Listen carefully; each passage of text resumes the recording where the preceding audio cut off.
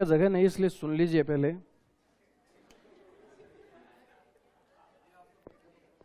देखिए, आप बाद में नोट कर लीजिएगा क्योंकि लगभग टाइम होने वाला है, इसलिए मैं इसको 2 मिनट के लिए बता देता हूं। देखो, हमारी जनसंख्या बढ़ी थी, बढ़ी हुई जनसंख्या के लिए खाद्यान्न आपूर्ति की कोशिश करना जरूरी था। तो पहली बात ये यही रहेगा बंधु। पहली बात, हरित क्रांति का अर्थ क्या है? तो क्रांति का मतलब परिवर्तन, बदलाव।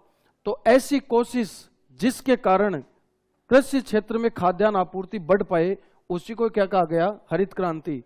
और ऐसा करने से इसको हरित क्रांति कहा जाए, ये बात किसने बोली थी? तो शब्द प्रदाता का मतलब हरित क्रांति नाम किसने रखा था? इसने, विलियम गॉड ने। और जन्म की बात करें तो एग्जैक्टली 66-67 की बात है। दशक की बात करें तो 1960 का। आरएस के एग्जाम में 2-3 बार क्वेश्चन आ चुका है। प्लस इसका इंटरनेशनल लेवल पर तो जनक कहलाता है बोरलॉग, और भारत में स्वामीनाथन। इस सीधी सीधी बातें हैं, लेकिन इसका फीचर का मतलब समझिए। भारत के स्वामीनाथन ने एक बीज तैयार किया। उस बीज का नाम क्या था? HYV बीज। तो ये क्वेश्चन भी तो आता है ना, प्रथम हरित क्रांति के दौरान प्रयुक्त बीज की विशेष किस्म का नाम क्या था? तो HYV बीज।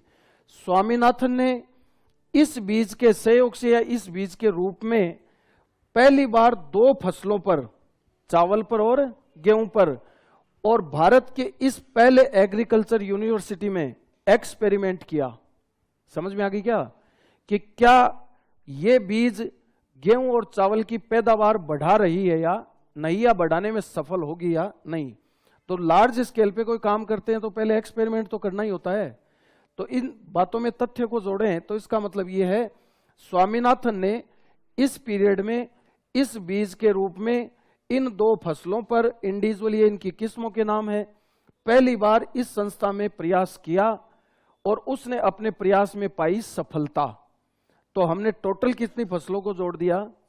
यानी इस समय हम क्या चाहते थे कि भारत की इन फसलों की पैदावार बढ़नी चाहिए। समझ में आ गई क्या? तो जो सोचा वो सही हो जरूरी थोड़ी है। कुछ की तो बढ़ी और कुछ की गिरी।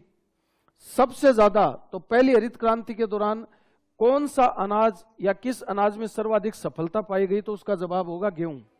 यानी गेहूं और चावल का उत्पादन तो बढ़ा, और मोटे अनाज जिसमें सबसे ज्यादा बाजरा, उसका उत्पादन गिरा।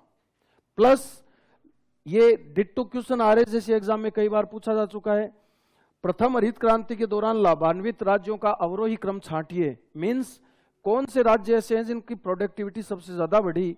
तो सबसे ज्यादा पंजाब, हरियाणा और उत्तर प्रदेश, और राजस्थान में ये 2। ठीक है। तो पहली हरित क्रांति की 3 बेकार बात दिख रही है आपको। नेगेटिव अप्रोच की बात करें तो 3। पहला, इस प्रथम हरित क्रांति के दौरान सभी एग्रीकल्चर प्रोडक्ट्स की प्रोडक्टिविटी नहीं बढ़ पाई। समझ में आ गई पहली नेगेटिव बात। दूसरी नेगेटिव बात, पूरे इंडिया के तमाम जो राज्य हैं उन सभी की एक साथ प्रोडक्टिविटी नहीं बढ़ पाई।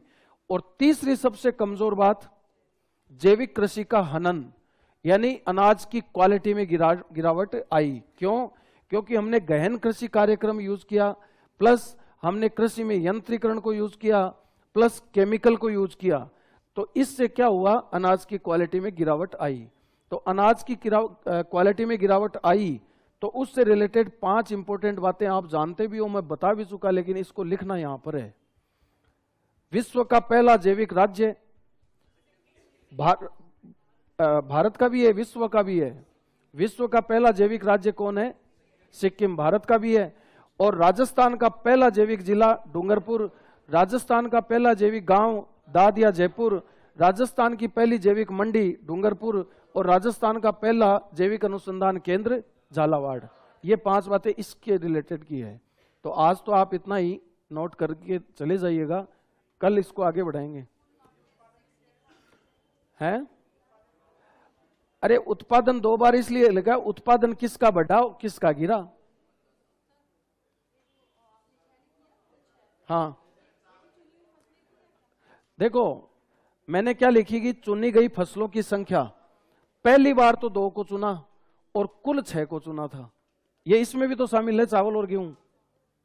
यानी हमने पहली बार तो एक्सपेरिमेंट 2 पर किया था, और हमने चाहा क्या? इन 6 फसलों की पैदावार बढ़े।